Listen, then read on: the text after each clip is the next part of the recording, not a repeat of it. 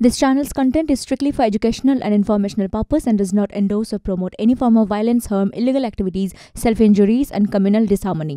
যখনই একটা সরকারের প্রসঙ্গ থাকে তখন অর্থনীতি অত্যন্ত ইম্পর্ট্যান্ট বা আর্গুয়েবলি সবচেয়ে ইম্পর্ট্যান্ট একটা বিষয়। এই মোদি 3.0 ক্ষেত্রে অর্থনীতির ক্ষেত্রে কি এক্সপেকটেশন অভিরূপ সরকারের এবং অনির্বাণ দত্তের আপনাদের দেখাবো। আমাদের মূল যে জোরের জায়গাটা সেটা হচ্ছে যেটাকে আমরা টার্সিয়ারি সেক্টর বলি, অর্থাৎ সার্ভিসেস।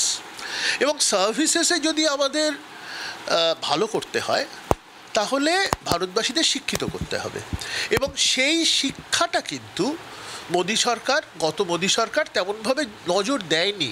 শিক্ষা খাতে যে বরাদ্দ সেটা প্রত্যেক বছর কমেছে। আমার মনে হয় শিক্ষা খাতে বরাদ্দ বাড়াতে হবে, এবং বিশেষ করে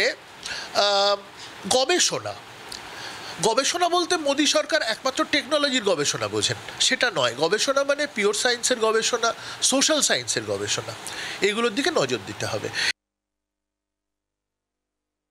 মূল্যবৃদ্ধি আর বেকারত্বটা কিন্তু একটা ইস্যু, এবং যারা টিভির পর্দায় চোখ রাখছেন প্রত্যেকের বাড়িতে হয়তো বেকার ছেলে মেয়ে আছে, তাদের ছেলে মেয়েদের চাকরির ব্যবস্থাটা কিভাবে করা যায়, এবং জিনিসপত্রের দাম যদি কমিয়ে দেওয়া যায়, মানুষের যাতে ক্রয় ক্ষমতা যাতে বাড়ে, এইগুলো করলে কিন্তু অটোমেটিক্যালি ভারতবর্ষের অগ্রগতি হবে।